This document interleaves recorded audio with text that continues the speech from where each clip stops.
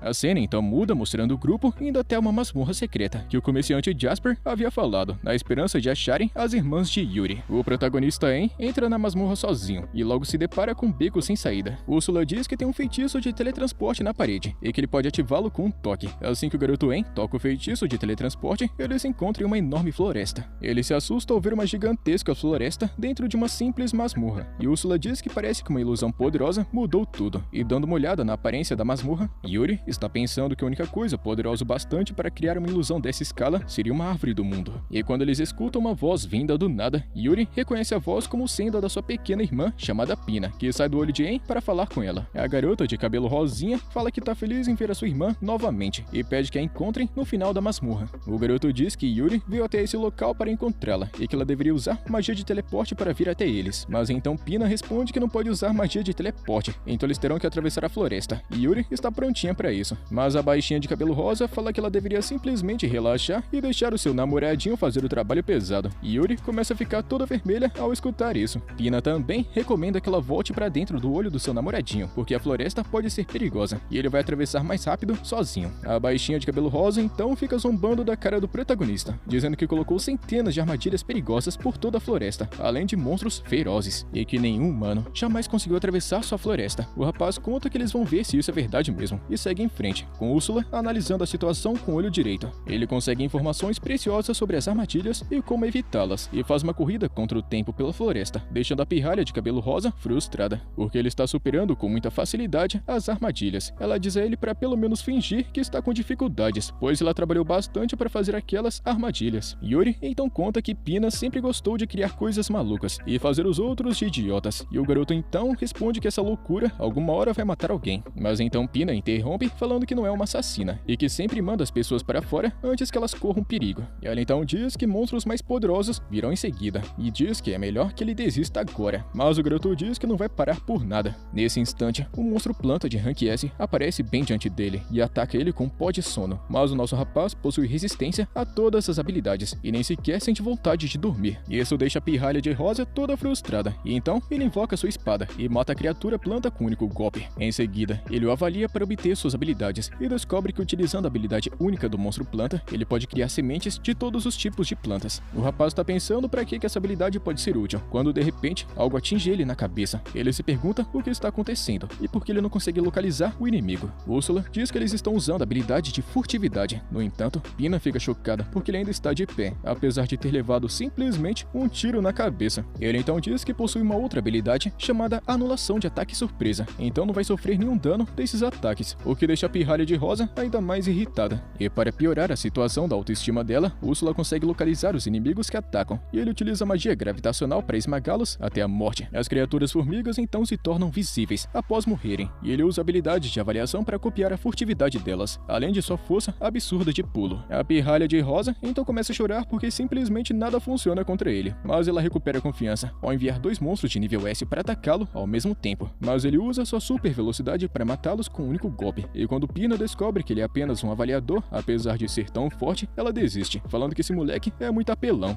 A cena então corta mostrando Zod, aquele espadachim idiota do grupo anterior de Yen, e ele está na cidade. Todos estão evitando ele lá na guilda, e até aquela feiticeira de suporte começa a agir como se fosse inocente, falando para todo mundo que foi ele quem forçou ela a paralisar o rapaz. E é claro que aqueles idiotas e gados da guilda confiam mais naquela mulher bonita e expulsam Zod, dizendo que ninguém jamais vai formar um grupo com ele novamente. Zod fica furioso com isso e fica amaldiçoando o nome de Yen por ter sobrevivido, pois se ele tivesse apenas morrido, isso não teria acontecido. Ele está querendo agora completar uma missão de alta dificuldade para limpar a sua péssima reputação e sai em uma jornada para caçar monstros de rank A. E ele foi até na mesma masmorra de Pina, e ao tocar por acidente o feitiço de teleporte na parede, ele se encontra na floresta e decide procurar por monstros fortes. No entanto, ele rapidamente cai em uma cilada, mas bem quando estava prestes a ser esmagado pelos espinhos, ele é teleportado de volta para a masmorra anterior. De repente, ele escuta a voz de Pina, dizendo que ele não morrerá em sua masmorra e que ela vai teleportá-lo agora antes que algo mais sério aconteça. Então, futuramente, ele vai poder tentar de novo quando quiser. Zod pensa que esta é a sua chance de ficar mais forte e recuperar a sua honra. Ele entra na masmorra várias vezes sem parar, sendo ferido pelas armadilhas, mas sem desistir. Logo, ele se encontra com um crocodilo gigante à sua frente, e cego pela ganância e riqueza, ele ataca o bicho igual um idiota. No entanto, a criatura é muito forte para ele e o faz rolar pelo chão com um simples ataque. Pina diz a ele para desistir e que o levará de volta para outra masmorra, mas ele se recusa. A criatura de repente dá um pisão em seu braço ferido, esmagando ele, e Zod grita de dor. O monstro estava prestes a dar o golpe final e Zod se prepara para a morte, mas então de repente o garoto En aparece e mata o crocodilo com apenas um único golpe da sua espada. Zod no momento só está conseguindo ver as suas costas, então ele pensa que deve ser um aventureiro de alto escalão com uma classe rara, mas quando ele descobre que é simplesmente aquele maldito moleque de novo, ele fica sem palavras e pergunta o que diabos ele é e o que ele está fazendo aqui, e como é que um catador de lixo idiota como ele conseguiu derrotar um monstro tão poderoso com um único golpe. O protagonista conta que está apenas se aquecendo, matando essas criaturas fraquinhas aqui da região, então percebe os ferimentos de Zod. Ele então pede ajuda para Yuri, que joga uma água especial nos ferimentos dele, curando o cara idiota completamente. Isso deixa ainda mais confuso,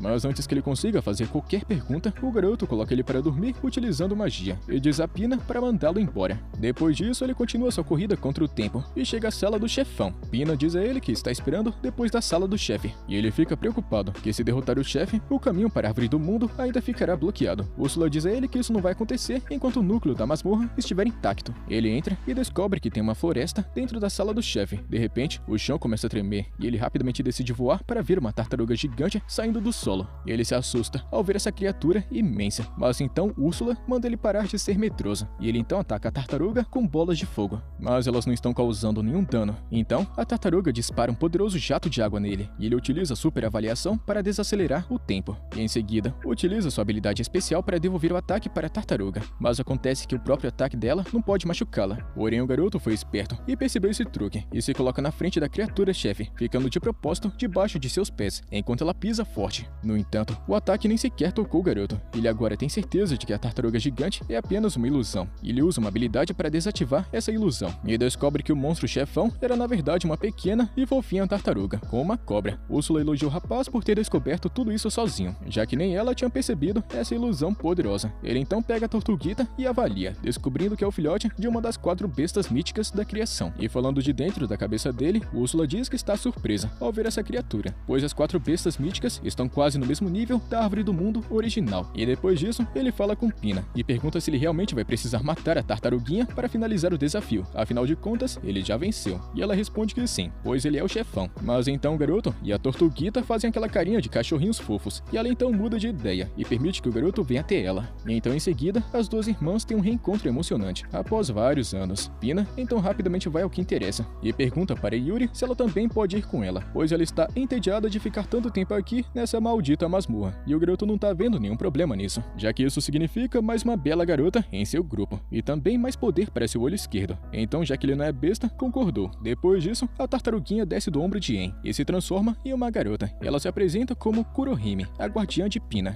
e filha de uma besta divina. O garoto fica chocado vendo isso, mas quem fica mais chocada é Úrsula, que chama o protagonista de mulherengo, e começa a falar com Kurohime como se ela fosse a mãe mais rigorosa da história. E o garoto não tá entendendo o que diabos está acontecendo. Então Úrsula diz ele para pedir permissão a Kurohime antes de levar Pina para dar uma volta. Ele se ajoelha diante de Kurohime para pedir permissão. E é claro que ela concorda de bom grado. E ela até presenteia o rapaz com uma pedra sábia, pois também tá querendo ir com ele e conhecer o mundo lá fora. E é com isso, rapaziada, que a gente chega no final de mais uma parte, que a continuação já sabe, né? Deixa sua inscrição e seu likezão. Tamo junto, mano. Até a próxima.